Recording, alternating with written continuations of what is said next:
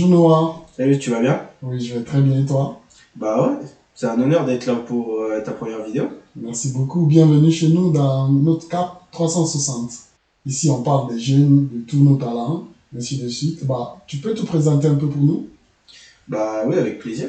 Oui. Bah je m'appelle Noah Fechki, j'ai 24 ans aujourd'hui et je suis venu étudier au Canada à l'UQAC, comme toi d'ailleurs. Oui. Alors, notre question, c'est de savoir pourquoi d'abord tu as choisi le Canada, parce que à la base, tu étudies en France. Ouais. Qu'est-ce qui te pousse de venir étudier ou finir tes études au Canada? Bah en fait, qu'est-ce qui m'a poussé à venir au Canada, c'est suite à mon école d'ingénieur, on m'a proposé pour ma dernière année de faire un peu d'international. En fait, tu as d'ailleurs l'obligation de partir au moins 6 mois à l'étranger. Donc j'aurais pu soit aller en Erasmus, que font beaucoup, soit partir faire un double diplôme dans une autre école. Franchement, il y avait pas mal de choix, Taïwan, un peu partout. Mais moi, j'ai décidé de partir à l'UQAC parce que je voulais avoir un pied en Amérique du Nord. Ok, Et parce qu'ils me proposaient un double diplôme, ce que ne me proposaient pas forcément toutes les écoles. super, c'est une bonne idée. Pourquoi alors l'UQAC aussi? Parce que le Canada, c'est tellement vaste qu'il y a tellement d'universités ailleurs qui sont aussi renommées comme l'UQAC d'ailleurs. Ouais. Mais pourquoi venir jusqu'au Saguenay et rester à l'UQAC? Bah, en fait, nous, on avait un partenariat avec l'ETS, avec Sherbrooke et avec l'UQAC. Et j'ai préféré l'UQAC parce que, tu sais, honnêtement, en fait, la vie à Montréal, elle est un peu chère, etc. Et je voulais. Et puis l'UQAC, je trouvais que c'était une très bonne école. J'ai un ami d'enfance qui m'avait conseillé cette école, justement par rapport à la réputation, etc. Du coup, et puis je suis parti avec Pascal, que tu connais très bien. Et en fait, on était ensemble, donc on a décidé de venir ensemble à l'UQAC. Est-ce que, quelles sont, disons, après avoir choisi l'UQAC, quelles sont les opportunités qui se t'ont offertes à toi? Est-ce qu'il y a un regret dedans, le fait de venir au Saguenay? Parce qu'on sait que c'est une région très très calme. Oui, bah, honnêtement, oui, c'est vrai.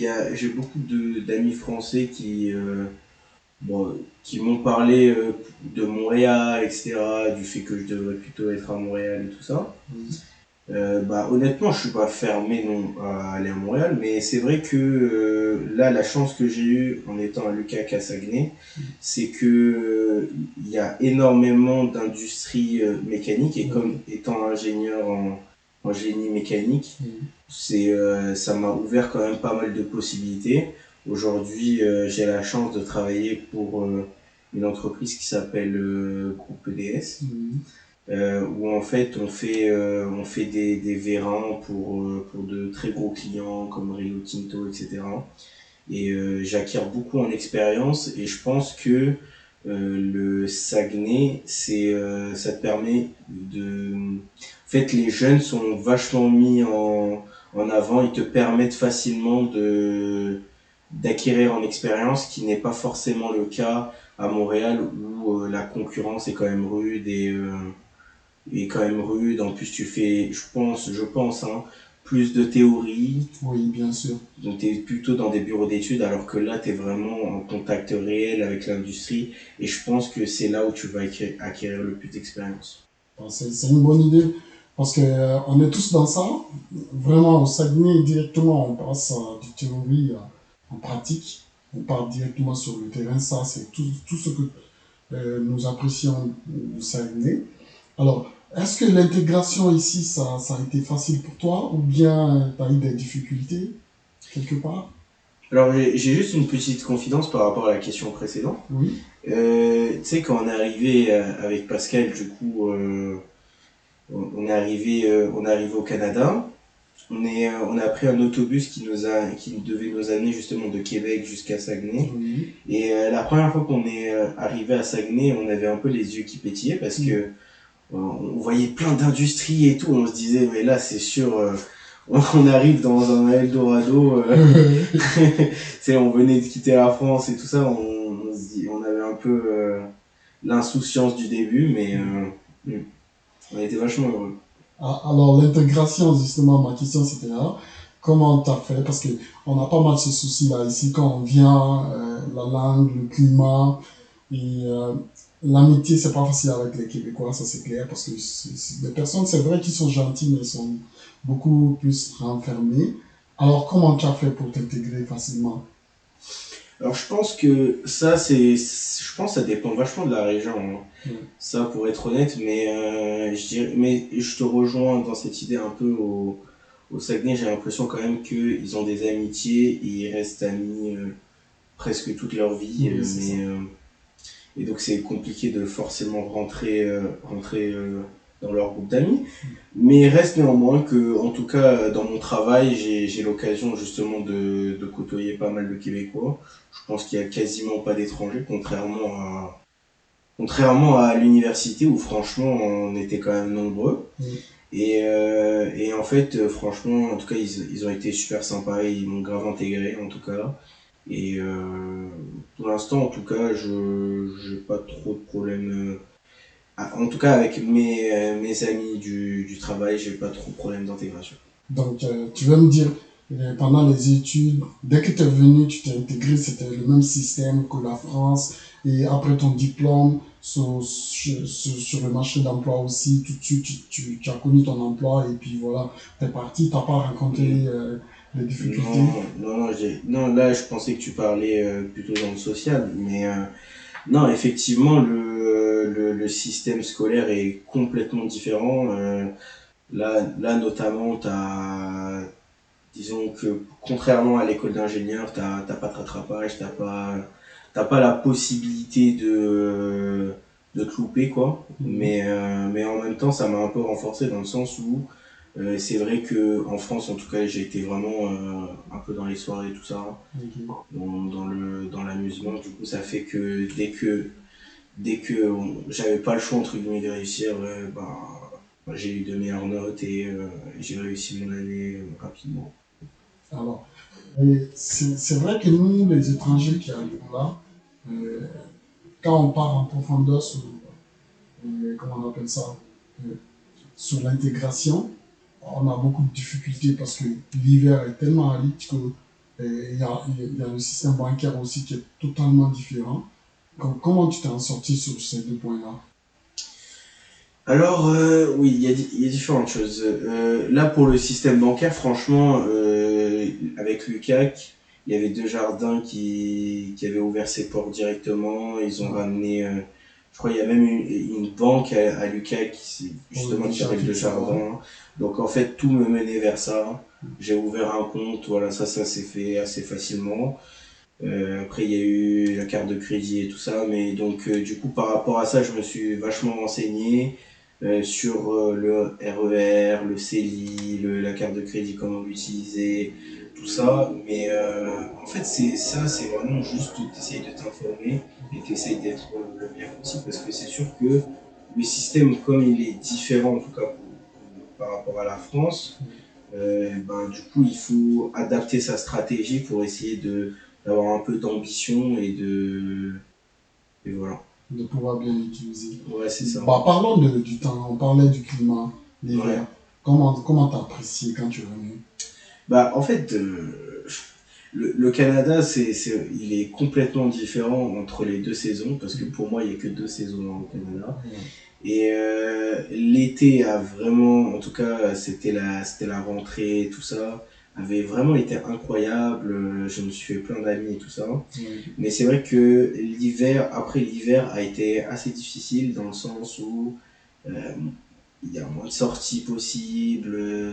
La température fait aussi que bon, quand tu sors, t'as les gens qui brûlent. Comment Moins 30, moins Ouais, 35, 40. Ah non. Mais ouais, mais après, finalement, c'est un peu l'aventure, hein.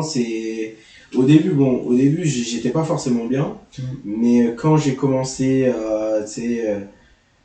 quand j'ai commencé mon travail dans Centrale, et que du coup je devais partir en forêt et tout ça, là je me disais quand même j'ai une vie incroyable, j'ai l'impression de vivre une aventure Et non, franchement, ça a des hauts et des bas, mais c'est quand même cool. C'est quand même plaisant. Alors, au-delà de tout ce que tu as vu, les difficultés, le bonheur, tout ça, qu'est-ce que tu conseillerais aux autres qui veulent venir étudier au Saguenay? Qu'est-ce que je conseillerais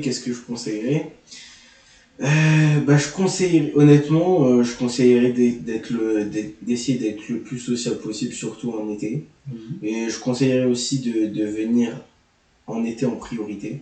oui. Parce que moi, j'ai des amis qui sont arrivés en hiver.